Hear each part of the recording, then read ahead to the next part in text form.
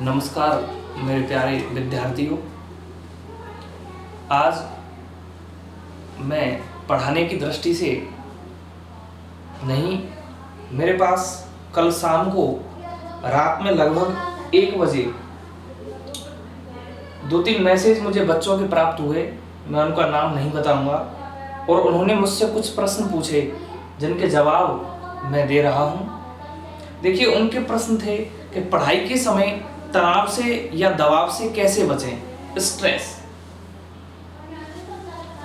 क्या था कि पढ़ाई के समय तनाव से या फिर दबाव से कैसे बचें। और एक अगले का प्रश्न था, लॉकडाउन में पढ़ा हुआ भूल गए हैं सर, अब क्या करें। तो देखिए, उस पर मैंने एक थीम ली, how to focus on study, कि पढ़ाई में मन कैसे लगाएं, पढ़ाई में ध्यान कैसे लगाएं, स्टडी पर कैसे फोकस करें। उसके लिए तो ये मुझे मैसेज प्राप्त हुए, तो इनके जवाब में मैं उन विद्यार्थियों को बताना चाहूँगा जिन्होंने मुझे मैसेज किए, और उनके माध्यम से मैं पूरे राजस्थान को, पूरे भारत को, पूरे वर्ल्ड को भी ये बात बताना चाहता हूँ। जो पढ़ने वाले विद्यार्थी हैं उन तक मेरी इस वीडियो को ज़्यादा से ज़्यादा शेयर करें, ताकि जो विद्यार्थी इस लॉकडाउन में पढ़ाई के दबाव में आ गए हैं, तनाव में आ गए हैं, उन तक ये वीडियो पहुंचे और उनमें एक नई ऊर्जा का संचार हो सके। देखिए, तो उसका प्रश्न था कि सर पढ़ाई के समय दबाव से कैसे बचें। मैं एक बार किसी शारीरिक समस्या के कारण एक डॉक्टर से मिला और उन्होंने इस सब का कारण मुझे स्ट्रेस ही बताया। क्या बताया? स्ट्रेस। इस सब का कारण उन्होंने मुझे स्ट्रेस बताया कि इसका कारण क्या है? तनाव है। तो देखिए, बिल्कुल सही बात है। तनाव जो है एक साइकोलॉजिकली इफेक्ट है, साइकोलॉजिकली मामला है। तनाव होता है पढ़ने का या किसी भी चीज़ का, उसके सिम्टम्स धीरे धीरे शरीर में दिखने लगते हैं, चिड़चिड़ापन, कंपन होना। तो बड़े सहज रहें, उस तनाव को दूर करें। तनाव जिस चीज़ का है उस पर थोड़ा फोकस करें कि हम इतना तनाव क्यों ले रहे हैं आखिर इस चीज़ का। मान के चलिए आपको किसी भी चीज़ की सफलता का तनाव है कि मुझे इस एग्जाम में सफल होना है, तो टेंशन लेने से, स्ट्रेस लेने से आप सफल नहीं हो सकते। आपको उसके लिए मेहनत करनी पड़ेगी और आप उस मेहनत को सहज भाव से करें, क्योंकि यदि आप तनाव में करेंगे तो आपको तनाव की वजह से आपकी स्टडी नहीं होगी। और कहा भी है कि चिंता उसकी कीजिए, चिंता बाकी कीजिए जो अनहोनी होए, और अनहोनी होनी नहीं तो चिंता किसकी होए। कि चिंता उसकी कीजिए जो अनहोनी होए। चिंता उस चीज की करो जो अनहोनी है, हो नहीं सकती, और अनहोनी होनी नहीं, और अनहोनी जो है वो कभी हो नहीं सकती। होनी है सो होए, और जो होनी होगी वो हो जाएगी। अर्थात प्रकृति ने सब कुछ पहले से निर्धारित कर रखा है। ऐसा जो लोग तनाव ले रहे हैं वो सोचें, इस बात को अपने दिमाग में बिठा लें कि सब कुछ पहले से सेट है। तो इससे क्या है, उनका तनाव कम होगा कि हमें इतना तनाव नहीं लेना चाहिए, क्योंकि पहले से ही प्रकृति में सब कुछ सेटल है। पहली बात। और दूसरा प्रश्न ये था कि सर हम लॉकडाउन में भूल गए।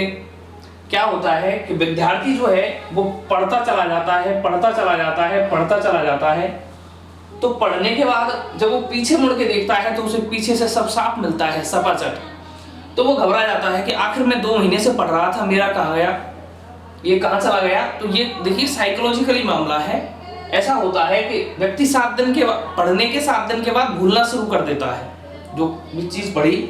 ये अलग अलग बच्चों के ऊपर भी डिपेंड करता है, कौन कितना प्रतिभाशाली बालक है इसके ऊपर, लेकिन जर्नली 7 दिन में भूलना शुरू कर देता है। तो आप जो भी रीडिंग करें उसमें एक नियम लगा लें कि आप आज जिस चीज़ को पढ़ा उसको आज आपने जिस चीज़ को पढ़ा है, आज जिस चीज़ को पढ़ा उसको आप फिक्स 3 दिन बाद उसमें एक बार रिवीजन करें।